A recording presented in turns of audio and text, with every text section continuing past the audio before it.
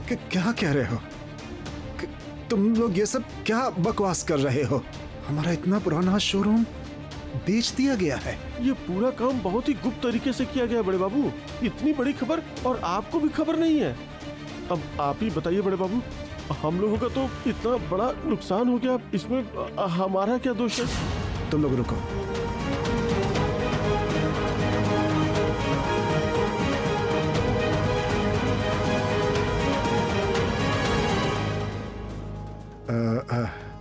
Hello तानू। जी पिताजी बोलिए। तुमने हमारे कारखाने और शोरूम के बेचे जाने के बारे में कुछ सुना है क्या? हाँ मैंने भी अभी सुना, उसके बारे में फोन करने ही वाला था आपको। एक तो बिजनेस चलाने के लिए मुझे मेरे मुताबिक छूट नहीं दी गई और मुझे कुछ भी बिना बताए इतना बड़ा फैसला भी ले लिया गया। ये सब हो क्या रहा है? मैं कुछ ठीक से समझ नहीं पा रहा हूँ। अच्छा ठीक है, तुम वहीं पर रुको, मैं अभी आता हूँ। हाँ चलो तुम लोग भी।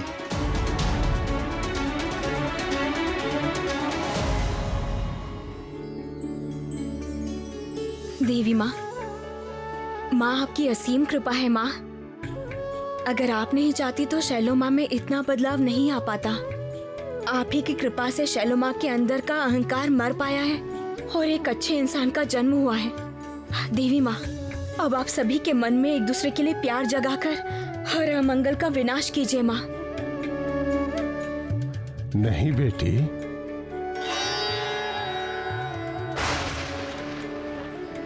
सभी असुरों का मन केवल प्रेम से ही नहीं जीता जा सकता। अगर ऐसा हो पाता तो माँ को कभी भी संहार का रास्ता नहीं चुनना पड़ता।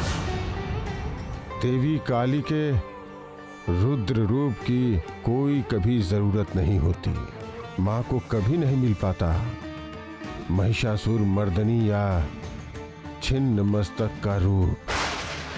महिषासुर रक्त बीज, शुंभ निशुंभ, ये सभी असुर आज भी समाज में भेष बदलकर, नाम बदलकर रहते हैं। उन्हें प्यार से नहीं बल्कि संहार करके इस मानव जाति को पाप से मुक्त रखना होता है। कौन है आप? ये सब क्या कह रहे हैं? अरे मैं तो माँ का सामान्य सा दूत हूँ। माँ का निर्देश देने आया। रुकिए। आपको तो मैं जानती हूँ। हाँ, आप वही तो हैं जिन्होंने मुझे गांव में उस दिन पानी दिया था। प्यास से मेरा दिमाग काम नहीं कर रहा था। आप पानी नहीं देते तो मैं मर ही जाती बाबा। मैं आपको पहचान चुकी हूँ। पहचानने में कोई गलती नहीं कर रही हूँ।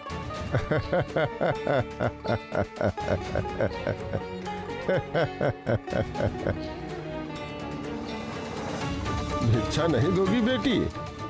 प्यासे को ऐसे ही घुमा दोगी? नहीं बाबा, दूंगी भिक्षा। इस पुण्य तिथि पे नीलकंठ और पार्वती का मिलन होगा। विधाता का क्या लेख है देखो। उस एक ही घटना का पुनरावृत्ति हुआ है। माँ माँ माँ। बाबा आप कौन हो? बाबा कौन हो आप? मुझ पर क्यों इतनी दया की आपने? अरे बेटी, मैंने तो अभी कहा, मैं माँ का एक सामान्य सा दूत हूँ।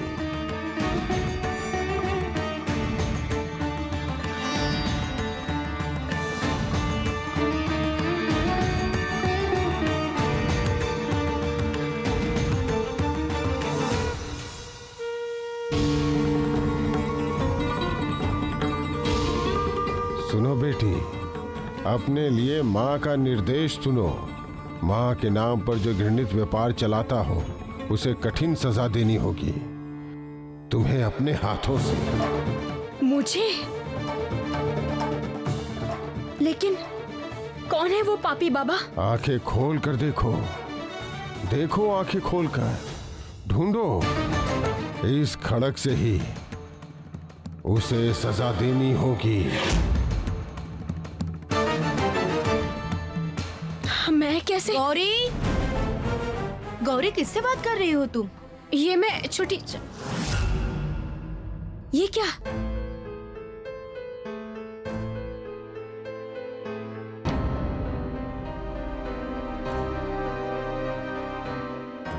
किसके साथ बात कर रही थी? वहां तो कोई नहीं है। समझ गई, चारों तरफ जो चल रहा है ना, इससे वजह से तुम्हारा दिमाग खराब है। अच्छा सुनो, अभी ये खराक रख दो। हाँ, मैं इसको रख कर आती हूँ।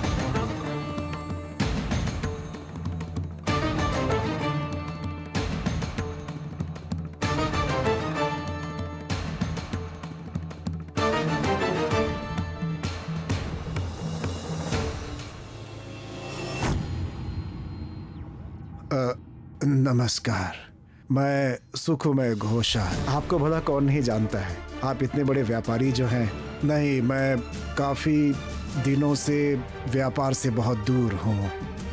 सारी जिम्मेदारी मेरा भाई रोशो में ही देखता है। देखिए, मुझे गलत मत समझिए, मैंने आपके व्यापार को खरीदने के लिए रोशो में जी पर कोई जोर जबरदस्ती नहीं की है। तो क्या ऐसे ही बिक गई? ये बड़े बाबू का चलता हुआ धंधा है। हम अपना व्यापार समझकर यहाँ नौकरी करते हैं, और छोटे बाबू इसे क्यों बेचेंगे? हमारे भविष्य के बारे में एक बार भी नहीं सोचेंगे। आप लोग घोषाल जी के कर्मचारी थे ना, इसलिए आप लोग के प्रति मेरी अब कोई जिम्मेदारी नहीं है। नहीं नहीं, ऐसा कैसे हो सकता है? इतने सारे लोग हैं, इनका परिवार आखिर कैसे चलेगा बताइए। अब देखिए, तो आप लोगों को सोचना चाहिए था। मैं इसमें क्या कर सकता हूँ बताइए? मुझे तो ये लग रहा था कि आपका व्यापार खरीद कर मैंने आपकी मदद की है। अब तो ऐसा लग रहा है कि आप लोग मेरे ऊपर इल्जाम लगा रहे हैं। आपने हम पर उपकार किया है क्या? आप जो कुछ भी बोल रहे हैं वो सोच समझ कर बोल रहे हैं ना? क्या तानो बाबू, मैं फालतू की बात नहीं कर रहा हूँ। एक दिन राशोमय बाबू आए और उन्होंने रिक्वेस्ट की कि व्यापार खरीद लें। इस सब के लिए चाचा जी जिम्मेदार हैं। मुझ पर विश्वास न करके आपने अपने भाई पर ज्यादा विश्वास किया था ना, अब देख लिया। तुम पर यकीन करने का फल मुझे पहले ही मिल चुका है। आप लोग ये एग्रीमेंट देख सकते हैं, जेन्युइन है कि नहीं। हर पन्ने पर रोशोमय बाबू ने साइन किया है, देखिए।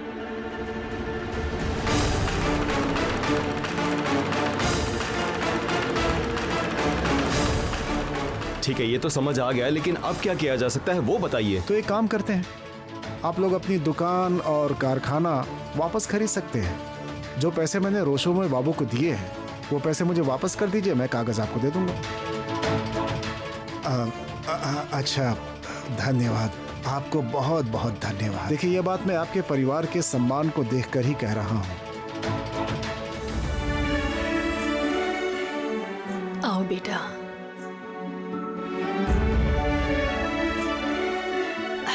जाओ माँ को प्रणाम करो। जाओ बेटा। बेटा तुम भी जाओ साथ में, जाओ आराम से।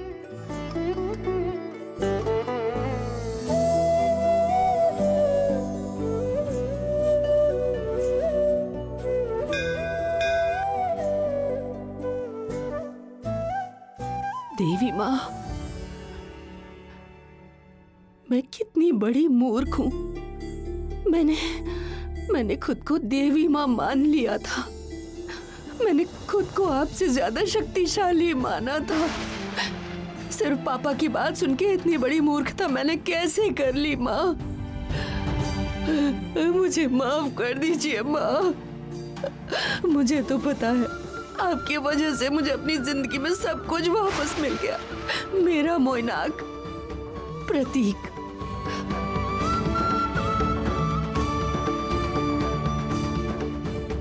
आपकी वजह से मुझे प्रतीक वापस मिल गए। मैंने कभी सोचा भी नहीं था कि इस जिंदगी में दोबारा कभी उनसे मेरी मुलाकात होगी। सब कुछ आपकी वजह से हुआ, सब आपकी वजह से।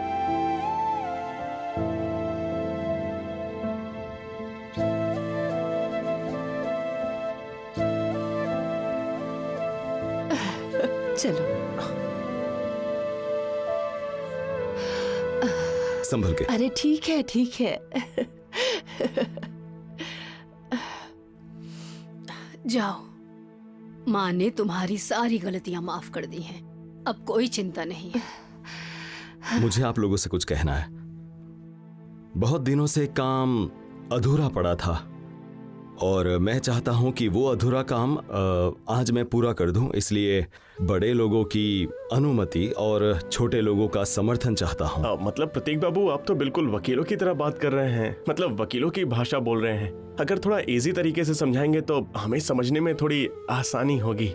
नहीं देबू, देखो ये बाबू टाबू बहुत ही फॉर्मल लग रहा है। मतलब आई वुड सिंपली लाइक प्रतीक भैया। Okay okay okay okay done. लेकिन बात क्या है? बात तो बिल्कुल सिंपल है। कई सालों पहले मैं शैलजा के पिताजी से शैलजा से शादी करने के लिए अनुमति लेने आया था, लेकिन वो नहीं माने। वो जो अधूरा काम रह गया था उसे मैं आज के आज पूरा करना चाहता हूं, शैलजा की मांग भर के। तो मोइनाक को मेरा बेटा मान लेने में कोई भी सामाजिक रुकावट नहीं आएगी। वैसे बायोलॉजिकल देखा जाए तो ये मेरा ही बेटा है। आप शैलजा की मां हैं, क्या आप मुझे आज अनुमति देंगी? जिस दिन तुम हमारे पास अनुमति लेने आए थे, मैंने मन ही मन तुम्हें अनुमति दे दी थी बेटा। इसके पिताजी अगर उस दिन खुद के बारे में ना सोचकर तुम्हें अनुमति दे देना चाहिए था। तुम्हारे इस प्रस्ताव को ठुकराने की हिम्मत मुझ में नहीं है। मैं तुम लोगों को आशीर्वाद दे रही हूँ बेटा। शादी करके पति बच्चों के साथ खुश रहो बेटा, खुश रहो। वाह, बहुत बढ़िया। शादी की अनुमति मांगी जा रही है। सबसे पूछा गया, लेकिन जिसे शादी करनी है उससे एक बार भी पूछा नहीं गया कि उसे शादी करनी है या नहीं। क्यों आप लोगों ने मान लिया कि मैं शादी के लिए राजी हूँ? मैं आप लोगों को साफ साफ बता दूं कि मैं शादी के लिए राजी नहीं हूँ। इस शादी से मुझे आपत्ति है।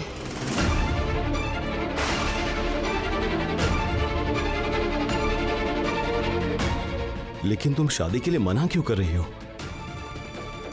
शैलो माँ, ये अपनी इच्छा से आपसे शादी करना चाहते हैं। इतने सालों से खामोश रहकर ये आपसे ही प्यार करते थे। दूसरी शादी भी नहीं की आपकी वजह से। अभी यहाँ के हालात बिल्कुल भी ठीक नहीं है, फिर भी एटलीस्ट आप प्रतीक बाबू के प्यार की मर्यादा तो दीजिए। प्रतीक के प्यार की मर्यादा मैं नहीं दे पाऊंगी, इसलिए मैं ये शादी नहीं करना चाहती। क्यों नहीं दे पाएंगी शैलो माँ? क्या आप प्रतीक बाबू से प्यार नहीं करती हैं? सिर्फ किसी से प्यार करने से नहीं चलता। प्यार पाने के लिए लायक भी बनना पड़ता है। इनका प्यार पाने की योग्यता मुझ में नहीं है। ये आप लोग क्यों नहीं समझ रहे हैं? आप लोगों को पता नहीं है कि मैंने कितने पाप किए हैं। अपनी जिंदगी में मैंने बहुत पाप किए हैं। ये अलग बात है कि आप लोग बहुत अच्छे इंसान हैं, इसलिए सब कुछ जान के भी आप लोगों ने मुझे माफ कर दिया। मेरे जैसी पाप इनके साथ अपनी जिंदगी को जोड़ो मत प्रतीक। मैं आपसे दूर चली जाऊंगी, बहुत दूर। आप चले जाइए, मैं हाथ जोड़ती हूँ। नफा नुकसान के बारे में सोचकर कोई प्यार करता है क्या शैलू? अगर ऐसा होता तो प्यार को तराजू में तोलना पड़ता। शैलू, तुम्हारे प्यार में मैं इतने सालों तो कैसे ही नहीं बैठा हूं। मुझे यकीन था अगर मेरा प्यार सच्चा है तो किसी न किसी दिन तुम मेरी जिंदगी में जरूर वापस आओगी।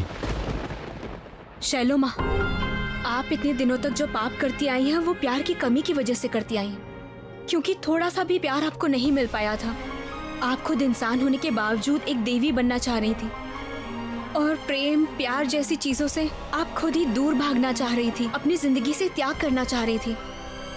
और इससे आप जितनी दूर भागती आई हैं उतनी ही तकलीफ आपके मन में है।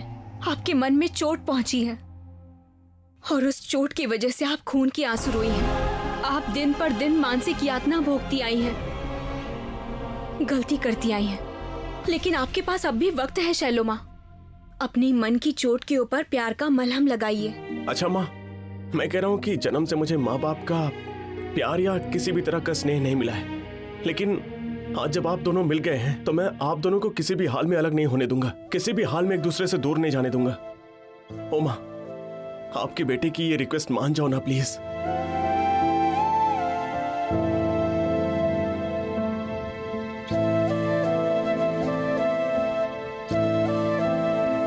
देखा आप लोगों ने, इस उम्र में माँ बाप का प्यार एक साथ मिल रहा है मुझे। ऐसा भाग्य कितने कम लोगों के नसीब में होता है। तुम लोगों की बातें मैं मान लेती हूँ, लेकिन मैं अपनी नई खूबसूरत जिंदगी शुरू करने से पहले अपनी पुरानी जिंदगी के सारे किए हुए पाप, अंधेरा, सब कुछ मिटाना चाहती हूँ। कैसे? मैं पहले माफी मांगती हूँ गौरी तुमसे। जिस दिन से तुमने इस घर में कदम रखा है, मैंने कुछ न कुछ बुरा किया है। कितना अन्याय, कितना गलत किया है। तुमको जला के मारना चाहती थी, इस घर से तुम्हें निकाल देना, तुम्हारे नाम पर झूठी अफवाहें फैलाना, तुम्हारा तिरस्कार करना। इसका कोई अंत नहीं है। गौरी, तुम बहुत अच्छी हो, तुम मुझे माफ कर देना। रहने दीजिए शैलो माँ, वो सब बहुत पुरानी बातें हैं। वो सब भुलाकर अब आगे की जिंदगी देखिए, सब कुछ भूल जाइए। और नीला, तुम्हें भी एक बात बताना चाहती हूँ। तुम्हारी जिंदगी में जो भयानक हादसा हुआ था, वो मैंने ही करवाया था।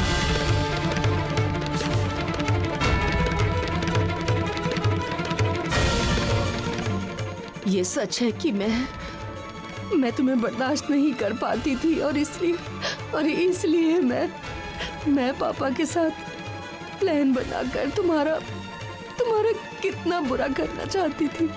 आपने मेरे साथ ऐसा किया था शैलो माँ? ये तो मैं सपने में भी नहीं सोच सकती थी। सजा दोगी ना? दे दो। अगर सजा मिलने से मैं पाप मुक्त हो जाऊंगी तो मैं सजा काटने के लिए तैयार हूँ। नहीं शैलो माँ, मैं सजा नहीं दे पाऊंगी। कैसे दे दूंगी बताइए? माँ ने मुझे सब कुछ वापस कर दिया है। मेरा बेटा, मेरा पति, मेरा ससुराल, सब कुछ। इतना ही नहीं, और माँ ने मेरा हाथ भी ठीक कर दिया है। अगर माँ आपको माफ कर सकती है तो मैं आपको सजा देने वाली कौन होती हूँ?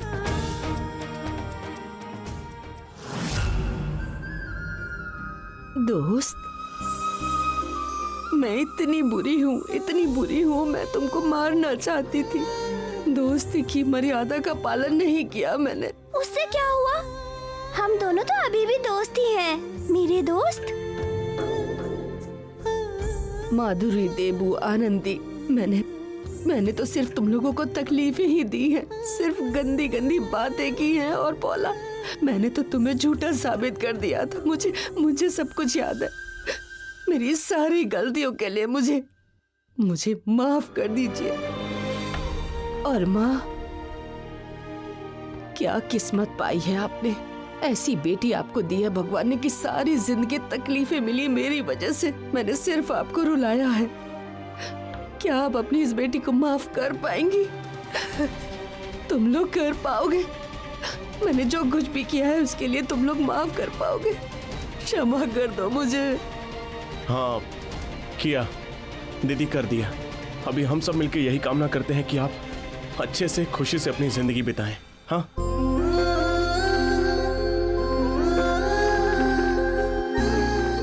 आपका ये पश्चाताप ही आपके मन के सारे पाप धो देगा शैलो माँ।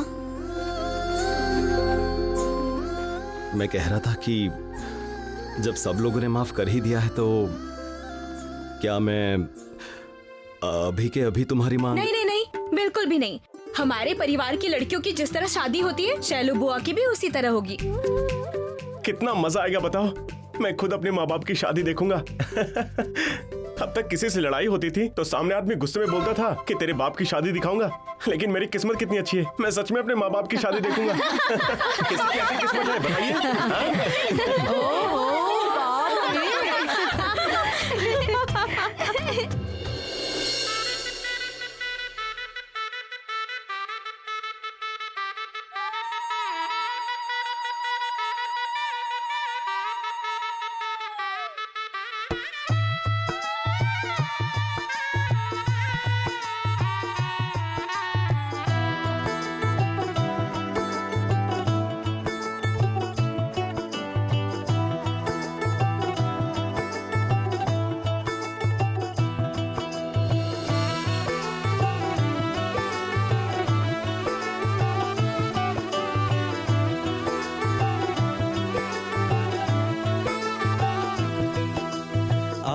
से तेरी सारी गलियां मेरी हो गई, आज से मेरा घर तेरा हो गया।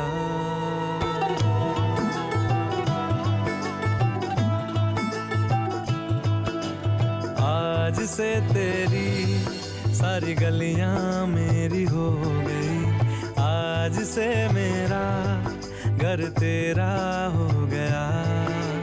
आज से मेरी सारी खुशियाँ तेरी हो गई, आज से तेरा गम मेरा हो गया।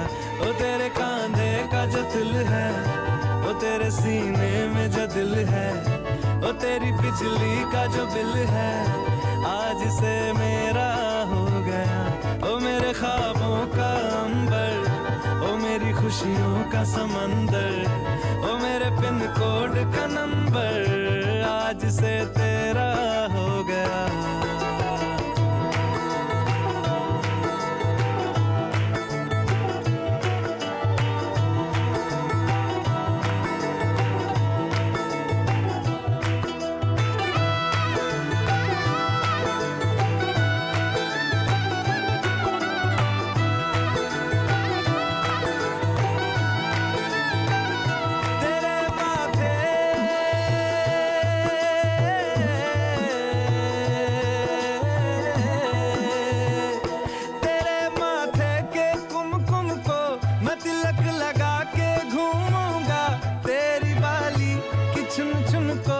दिल से लगा के झूमूंगा, मेरी छोटी सी भूलों को तू नदिया में बहा देना। तेरे डॉक्टर साहब सुनिए, क्या हुआ? मुझे ऐसा लग रहा है अर्नब भैया और मुक्ता दीदी के बीच में कुछ न कुछ चल रहा है। कभी कभी बना देना। लेकिन तुमको कैसे समझ में आया? सब समझ आ जाता है डॉक्टर साहब। उनकी नजरें देखकर, उनके चेहरे के भाव देखकर लग रहा है कि वो एक नया रिश्ता जोड़ने वाले हैं। ऐसा है तो अच्छी बात है। अर्नब बहुत अच्छा लड़का है और ये सारी चीजें तुम्हें ही दिखाई देती हैं, है ना? बहुत होशियार हो गई हो तुम गौरी। ये क्या, अभी भी होशियार नहीं होंगी तो कब होंगी डॉक्टर साहब? कुछ दिनों बाद तो हमारी बेटी की भी शादी की उम्र हो जाएगी।